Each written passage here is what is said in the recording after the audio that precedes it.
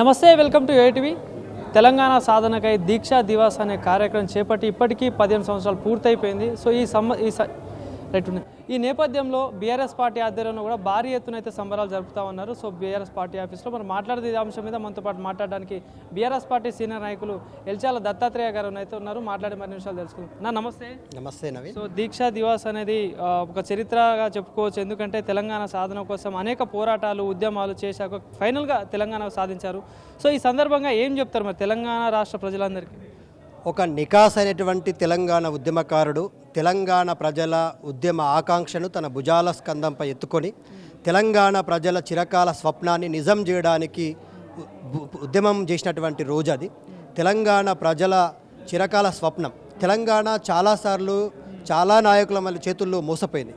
గతంలో తెలంగాణ ఉద్యమాన్ని వాడుకుని చాలామంది నాయకులు తన రాజకీయ పదవులు రాగానే తెలంగాణ ఉద్యమాన్ని పక్కన వదిలేసి పారిపోయిన నాయకులే ఉన్నారు. వాళ్ళకు పదవులు ఏం పడడం చాలామందిని చూస్తాం. జానారెడ్డి, చిన్నారెడ్డి లాంటి నాయకులు తెలంగాణ ఉద్యమాన్ని తమ స్వార్థం కోసం వాడుకొని తెలంగాణ ఉద్యమాన్ని వాళ్ళ పదవుల కోసం వాడుకొని తెలంగాణ ఉద్యమం పదవులు వచ్చిన తర్వాత ఉద్యమాన్ని పక్కన పెట్టేసిన నాయకులను మనం చూస్తాం. కానీ కేసీఆర్ లాంటి నాయకుడు మేము చాలాసార్లు ఉస్మానియా యూనివర్సిటీలో ప్రొఫెసర్ జయశంకర్ గారితో ఒక మీటింగ్ పెట్టాం. ఆ మీటింగ్లో జయశంకర్ గారిని మేము ఇదే ప్రశ్నించినాం. సార్, మీరు కేసీఆర్ అనేటువంటి నాయకుడిని ఎట్లా విశ్వసిస్తూ ఉన్నారు? కేసీఆర్ నాయకత్వంలో తెలంగాణ వస్తుందని ఎట్లా నమ్ముతున్నారు అన్నప్పుడు కేసీఆర్ ఒక మాట చెప్పిండు. తెలంగాణ సమాజం మొత్తంలో నేను చాలామంది నాయకులతో ఉద్యమకారులతో మాట్లాడినప్పుడు నాకు ఎక్కడ కూడా విశ్వాసం కలగలేదు, నమ్మకం కలగలేదు. తెలంగాణ నాయకుడికి కావాల్సింది తెలంగాణ రాష్ట్రం మీద కసి, ప్రేమ, దృఢమైనటువంటి పోరాడాలనేటువంటి ఒక దృఢ సంకల్పం ఉన్న నాయకుడు నాకు కావాలనుకున్నాను. కేసీఆర్తో నేను సుదీర్ఘంగా చాలా గంటలు చర్చించినప్పుడు ఆయనలో ప్రతి అంశంలో ప్రతి విధానంలో తెలుసుకోవాలనే కుతూహలం, తెలంగాణ రాష్ట్రానికి జరిగిన అన్యాయాలపై ఆయన ఆరాటపడిన తీరు నన్ను తెలంగాణ ఉద్యమ వాదం మొత్తాన్ని కూడా ఆయన చేతుల్లో పెట్టి ఆయన చేతుకు ఆయుధం ఇవ్వాలని తెలిసింది. అలా చెప్తూనే ఒక కథ చెప్పాడు నాకు. తెలంగాణ సమాజం మొత్తం ఒక గుడ్డి కోడి తల్లి చేతుల్లో పిల్లలు ఏ విధంగానైతే ఆహారం కోసం అలవటిస్తే మోసపోతున్నారు. గుడ్డి కోడి తన పిల్లలకు ఆహారాన్ని ఇవ్వాలని చెప్పేసి పెంటను తవ్వి ఆహారాన్ని బయటకు తీసేసరికి ఆంధ్ర ప్రాంతం వాళ్ళు, బెంగాలీలు, బీహారీలు, గుజరాతీలు వచ్చేసి ఆహారాన్ని ఎత్తుకొని పోతుంటే పిల్లలు ఏ విధంగానైతే అర్ధనాదాలు చేస్తూ ఉన్నారు, ఆహారం కోసం బాధపడతా ఉన్నారు, ఆ పిల్లల కోసం ఈ గుడ్డి తల్లి కళ్ళకు ఉన్నటువంటి ఆ గంతలను తొలగించాలనుకుంటున్న ఆ గంతలు తొలగించే నాయకుడే కేసీఆర్ అని చెప్పేసి ఆ రోజు ప్రొఫెసర్ జయశంకర్ గారు చెప్పారు. సో అది నిజమైంది. నేను ఎందుకు చెప్తా ఉన్నానంటే తెలంగాణ ఉద్యమం ప్రారంభానికి 2001లో కేసీఆర్ పార్టీ పెట్టిన నాటి పరిస్థితులు, కేసీఆర్ పార్టీ పెట్టినప్పుడు చెప్పినటువంటి మాటలు ఏ ఒక్క మాట కూడా పుల్లుపోకుండా కేసీఆర్ చాలా స్పష్టంగా చెప్పిండు. తెలంగాణ రాష్ట్ర సాధననే నా లక్ష్యం, తెలంగాణ రాష్ట్రం సాకారం కోసమే నా పదవిని తృణప్రాయంగా వదిలేస్తున్నా, టీడీపీ పార్టీకి శాశ్వత సభ్యత్వానికి రాజీనామా చేసి తెలంగాణ జెండా ఎత్తుకుని తెలంగాణ ప్రజల మధ్యకి వెళ్తున్నా అన్నాడు. తెలంగాణ ప్రజలని నమ్మబలకడం కోసం ఒకవేళ నేను తప్పు చేస్తే, నేను తెలంగాణ ఉద్యమాన్ని మధ్యలో వదిలేస్తే నన్ను రాళ్లతో కొట్టి చంపండి అన్నాడు. అంత డేరుగా ప్రతి సందర్భంలో తెలంగాణ ప్రజలకు తన ప్రాణాలకు సైతం లెక్క చేయకుండా పోరాడినట్టుగా నిరూపించుకున్నాడు. వాస్తవానికి పోరాడిండు. ఆ దీక్షా దివాస్ ఇవాళ ఏదైతే మనం తెలంగాణ సమాజం మొత్తం సగర్వంగా దీక్షా దివాస్ని సెలబ్రేట్ చేసుకుంటా ఉన్నామో అది దీక్షా దివాస్ కాదండి, తెలంగాణ ప్రజల ఆకాంక్షలను నెరవేర్చిన రోజు, నిజం చేసిన రోజు, తెలంగాణ ప్రజల స్వప్నం స్వాకారం చేయడానికి పూనుకున్న రోజు. కేసీఆర్ ఏదైతే కేసీఆర్ సచ్చుడు తెలంగాణ వచ్చుడు నినాదం పుట్టిన రోజే ఈ దీక్షా దివాస్. ఆ నినాదంలో నుంచే తెలంగాణ వాదం ఉధృతమైంది. ఉస్మానియా, కాకతీయ లాంటి విశ్వవిద్యాలయాలు రక్తముడినాయి. మాలాంటి విద్యార్థి నాయకుల ఒళ్ళుపైన లాఠీలు నాట్యమాడినాయి. అయినా మేము తెగించి కొట్లాడినాం. కేసీఆర్ నాయకత్వంలో ముందుకు నడిచినాం. జేఏసీలు ఏర్పాటు కావడంలో, కుల సంఘాలు ఉద్యమాలు చేయడంలో, ఉద్యోగ సంఘాలు రోడ్డు మీదకి రావడానికి ప్రధాన కారణం ఇవాళ దీక్షా దివాసే. కేసీఆర్ అనే నాయకుడు ప్రాణాలకు తెగించి ముందుకొచ్చి తెలంగాణ వాదాన్ని తన భుజస్కంధాల మీద పెట్టుకొని పోరాటం చేయకపోయి ఉంటే తెలంగాణ రాష్ట్రం సాకారం కాకపోయేదని చెప్పేసి వేలాది మంది, లక్షలాది మంది తెలంగాణలో ఉన్నటువంటి 4 కోట్ల ప్రజలకు తెలుసు. అందుకే ఏదైతే ఇంత కొట్లాడి తెచ్చుకున్న తెలంగాణలో అంటే ఏదైతే ఈ 10 సంవత్సరాల్లో తెలంగాణకు వచ్చిందేంటి, చేసిందేంటి, ఎందుకు ఈ దీక్షా దివాస్ అనే సంబరాలు జరుపుకుంటున్నారంటూ కూడా ప్రతిపక్షాలు మాట్లాడుతున్నాయి. ఏం చేశారు ఈ 10 సంవత్సరాల్లో బీఆర్ఎస్ ప్రభుత్వం అంటే ఏం చెప్తారు?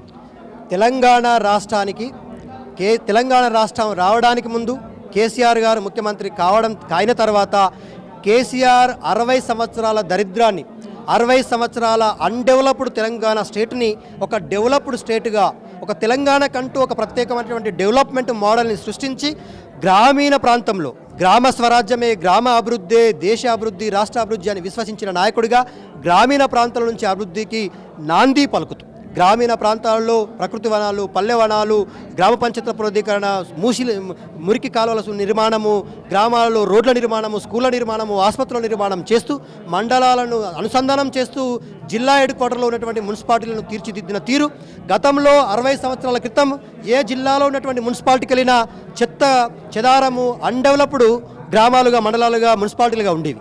కేసీఆర్ ముఖ్యమంత్రి అయిన తర్వాత ఇంటిగ్రేటెడ్ మార్కెట్ యార్డులు తెచ్చిండు, ఆ వ్యవసాయాలకు సంబంధించినటువంటి రైతు వేదికలు నిర్మించిండు.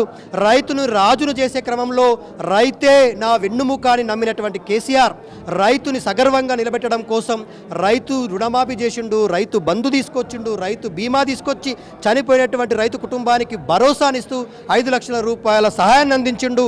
24 గంటల కరెంటునిస్తూ కృష్ణా గోదావరి నది జలాలను ఒడిసిపట్టి తెలంగాణలో ఉన్నటువంటి బీడు వాడినటువంటి భూముల్లోకి ఆ కృష్ణానది జలాలను వదిలినటువంటి నాయకుడు. రికార్డు సమయంలో కాళేశ్వరం గట్టి తెలంగాణ ప్రజల నీటి గోసం తీర్చిండు. అదే కాళేశ్వరం ప్రాజెక్టు నుంచి మల్లన్న సాగర్ ద్వారా హైదరాబాద్ నగర అభివృద్ధికి నిరంతరం నీటి సరఫరా జరిగే విధంగా 50 టీఎంసీల నీట్లను ఒడిసిపట్టి మల్లన్న సాగర్ నుంచి హైదరాబాద్లో ఫార్మా కంపెనీలకు, ఇండస్ట్రీలకు, తాగుకు, సాగుకు, ఈ ప్రాంత ప్రజల అవసరాలను తీర్చడం కోసం హైదరాబాద్కు మళ్లించిండు. హైదరాబాద్ 24 గంటల కరెంటు పోకుండా పవర్ గ్రిడ్ చేసిండు. హైదరాబాద్ ఇప్పుడు దేశంలో ఏ రాష్ట్రంలో ఏ రాజధానిలో అయినా కరెంటు పోతుందేమో కానీ హైదరాబాద్లో నలుమూలల నుంచి విద్యుత్ సప్లై అందే విధంగా 4 గ్రిడ్స్ ఏర్పాటు చేసి 24/7 విద్యుత్తును అందిస్తూ ఉన్నాడు. హైదరాబాద్ నగరాన్ని రికార్డు సమయంలో 36 ఫ్లైఓవర్లు, 12 100 బ్రిడ్జ్లు కట్టి ట్రాఫిక్ ఫ్రీ నగరంగా తీర్చిదిద్దిండు. ఇవాళ తెలంగాణలో సగర్వంగా ఉండడం కోసం 24/7 తెలంగాణ ప్రజలను కంటికి రెప్పలా కాపాడుకోవడం కోసం కమాండ్ కంట్రోల్ కట్టి ఆడపిల్లల రక్షణ కోసమే కాదు, తెలంగాణ రాష్ట్రంలో, దేశంలో గుర్తుపెట్టుకోండి, కేవలం లండన్ నగరంలోనే కమాండ్ కంట్రోల్ ఉందైతే మళ్ళీ నా తెలంగాణ రాష్ట్రంలోనే ఉంది. ఇవాళ ఏదైతే చూసుకుంటే కేసీఆర్ ఆనవాళ్ళు తుడి చేస్తాం, బీఆర్ఎస్ పార్టీ అని మొలవనేయకుండా చేస్తాం, అభివృద్ధి అంతా కాంగ్రెస్ పార్టీతోనే సాధ్యమవుతుందని చెప్పేసి కూడా అటు కాంగ్రెస్ పార్టీ నాయకులు చెప్తున్నారు. అలాంటి వాళ్ళకి ఏం చెప్తారు ఏదైతే ఈ సభాముఖంగా? కేసీఆర్ అనేటువంటి వ్యక్తి నువ్వు నాటిన మొక్కనో లేకపోతే నువ్వు పీకేస్తే పీకిపోయే మొక్కో కాదు. కేసీఆర్ లాంటి వటవృక్షం, కేసీఆర్ లాంటి మహావృక్షం కింద తన నీడనే నీ నాయకత్వాన్ని బలపరుచుకొని, నీ నాయకత్వానికి రూపాలు దిద్దుకొని రేవంత్ రెడ్డి అనేటువంటి మొక్కని, రేవంత్ రెడ్డి అనేటువంటి ఒక చీడ పురుగుని ఏనాడో కేసీఆర్ అనేటువంటి వ్యక్తి నలిపేయొచ్చు. కానీ కేసీఆర్ నీలాగా విలువలు లేని రాజకీయాలు చేయలేదు. కేసీఆర్ ఏ ప్రతిపక్ష నాయకుడిని కూడా గౌరవించేటువంటి స్వభావం కలిగినవాడు కాబట్టి నిన్ను కూడా గౌరవించుండు, నీ నాయకత్వాన్ని కూడా బలపరిచిండు. నువ్వు గెలవాల, నువ్వు రాజకీయంగా బతికుండాలని చెప్పి నీ రాజకీయ భిక్ష పెట్టిండు. ఇవాళ నువ్వు రేవంత్ రెడ్డి అనేటువంటి వ్యక్తి బీఆర్ఎస్ పార్టీ లీడర్ అయినటువంటి వ్యక్తి అన్న విషయం తెలంగాణ సమాజం మొత్తానికి తెలుసు. అలాగే ఏదైతే నువ్వు ఆంధ్ర నాయకుడు జేబుల్లో, చంద్రబాబు నాయుడు జేబుల్లో నుంచి పిసిసి ప్రెసిడెంట్ పదవి కొట్టేసినావు, చంద్రబాబు నాయుడు చెప్పు చేతుల్లోనే ఇవాళ ముఖ్యమంత్రి అయినావు కాబట్టే తెలంగాణ ప్రజలను గోసపుచ్చుతున్నావు. నీ నిర్మాణం, కేసీఆర్ అనేటువంటి వ్యక్తి యొక్క లక్ష్యం తెలంగాణ నిర్మాణం అయితే రేవంత్ రెడ్డి లక్ష్యం ఏమో తెలంగాణ కూల్చివేతలు.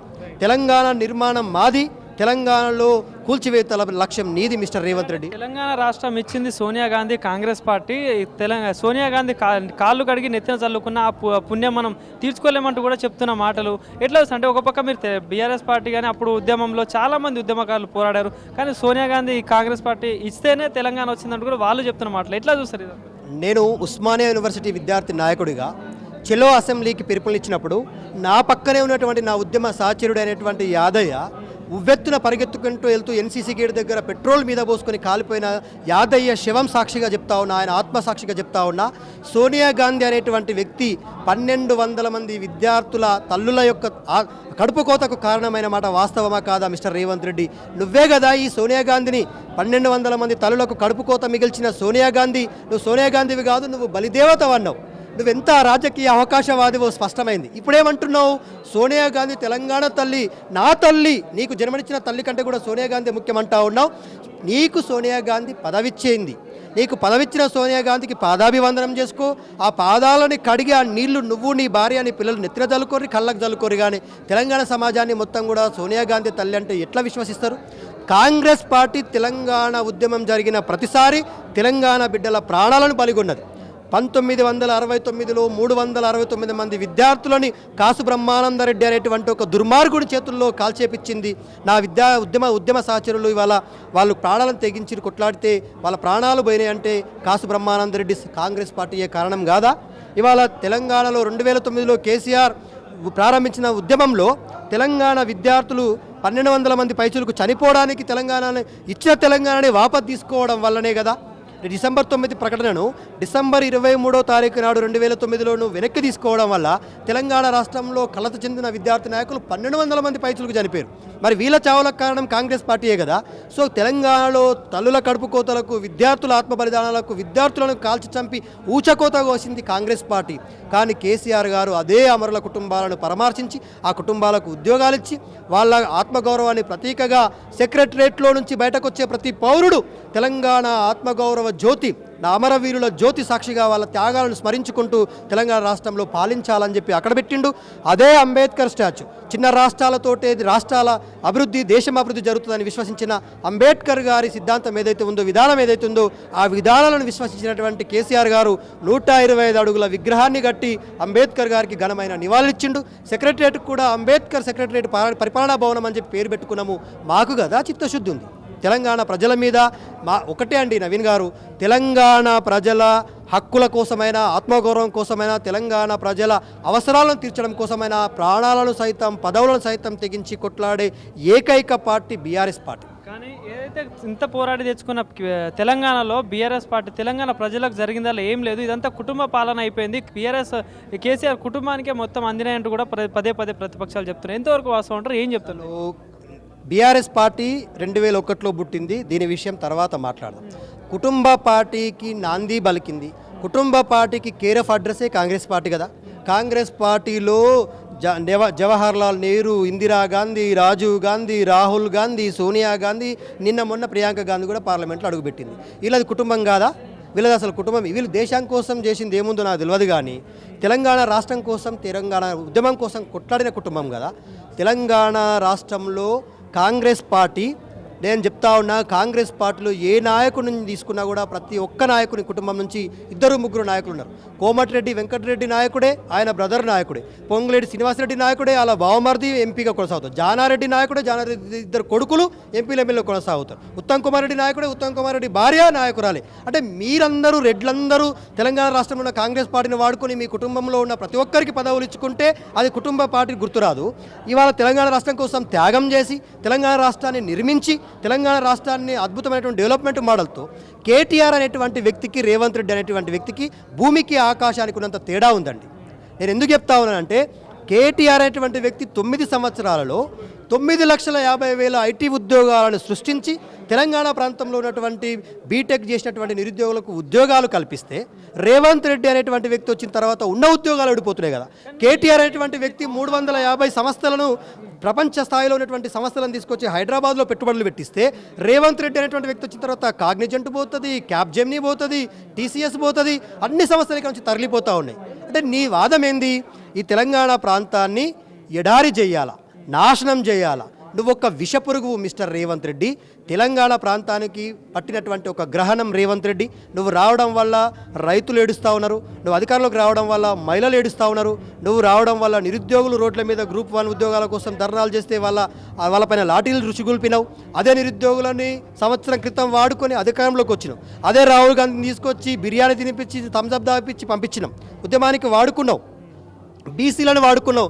100 రోజుల్లోనే బీసీలకు జనగణన, కులగణన చేసి 42% రిజర్వేషన్లు ఇచ్చి 23,000 పైచలకు ఈ బీసీలను, సర్పంచ్లను, ఎంపీటీసీలను, జెడ్పీటీసీలను చేస్తున్నావు. తీరా చూసిన తర్వాత అవన్నిటి కూడా అటకెక్కించి ఏం చెప్తారు? రాష్ట్రంలో జరుగుతున్న ఏదైతే అల్లకొల్లలో ఏదైతే చూసుకుంటే అటు గురుకులాల్లో, పాఠశాలలో విద్యార్థుల ఫుడ్ పాయిజన్ కానీ, ఇంకోటి చూసుకుంటే మొన్న ఇథనాల్ ఫ్యాక్టరీ ఆదిలాబాద్లో కానీ, ఇంకోటి చూసుకుంటే లగచర్ల ఘటన, ఇవన్నీ ఎట్లా చూస్తారు? లగచర్ల ఘటన కూడా ప్రభుత్వం వెనక్కి తగ్గినట్టు కూడా ఇందాకే న్యూస్ వచ్చింది. సో ఇట్లా చూడొచ్చు, ఈ ప్రభుత్వం సంవత్సరంలో ఇంత వ్యతిరేకత. ఒక అవగాహన లేని వ్యక్తి, ఒక తెలంగాణలో ఉన్నటువంటి అంశాల మీద అవగాహన లేని వ్యక్తి, అనుభవం లేని వ్యక్తి ఈ రాష్ట్రాన్ని పాలిస్తే అన్నీ కూడా వాపస్ వెనక్కి వచ్చేస్తాయి. ఇగో నువ్వు ఏదైతే ఆదాని దగ్గరికి వెళ్ళి 100 కోట్లు తీసుకున్నావో ఆ 100 కోట్లు ఆదాని అనేటోడు ఒక ఆర్థిక నేరగాడని తేలిన తర్వాత ఈ తెలంగాణ రాష్ట్రానికి కూడా ముఖ్యమంత్రి ఆర్థిక నేరగాడే ఉన్నాడు. సూటి కేసులతో 50 లక్షలతో దొరికిపోయిన ఆర్థిక నేరగాడే ఇవాళ ముఖ్యమంత్రి అని కాబట్టి ఆ నేరగాడు ఇచ్చిన 100 కోట్ల రూపాయలని ఈ నేరగాడు వాపస్ ప్రకటించిండు. తెలంగాణ ప్రజలు వద్దురా బాబు అని చెప్పేసి ఇథనాల్ ఫ్యాక్టరీ గురించి మా నిర్మల్ జిల్లాలో ఉన్నటువంటి దివాలాపూర్ గ్రామస్తులు మండల నాయకులు దాదాపుగా 3 నుంచి 4 నెలలుగా కుటుంబాలు మొత్తం వీధిన పడి పోరాటం చేస్తుంటే అది వాపస్ తీసుకున్నాం. నీ సొంత నియోజకవర్గంలో నిన్ను గెలిపించి నిన్ను ఎమ్మెల్యేని చేసి ముఖ్యమంత్రి చేసినటువంటి నీ కొడంగల్ నియోజకవర్గ ప్రజలు వద్దురా నాయన ఈ రేవంత్ రెడ్డి పాలన అని చెప్పేసి మొన్న లఘుచర్యల్లో అధికారుల మీదకి పోరాటాన్ని ప్రకటిస్తే ఇవాళ ఆ పోరాటం మేము మొత్తం జాతీయ స్థాయిలో ఎస్సీ కమిషన్, ఎస్టీ కమిషన్, మానవ హక్కుల కమిషన్కు ప్రతిపక్ష నాయకులమే కాదు, మేము తెలంగాణ ప్రజల నాయకులం.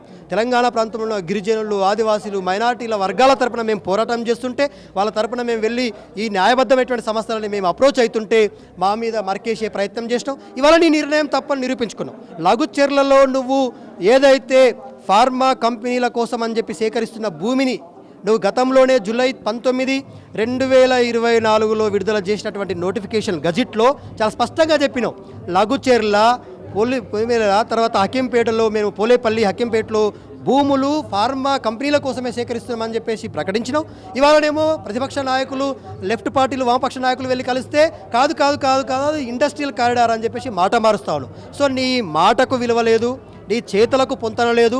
కాబట్టి నువ్వు విశ్వాసం కోల్పోయినటువంటి విశ్వాసఘాతకుడివి.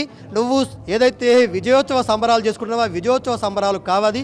తెలంగాణ ప్రజలను మోసం చేసినా, దగా చేసినా, నమ్మబలికినా, నమ్మక ద్రోహం చేసినా ఇలాంటి ప్రోగ్రాములు చేసుకోవాలా.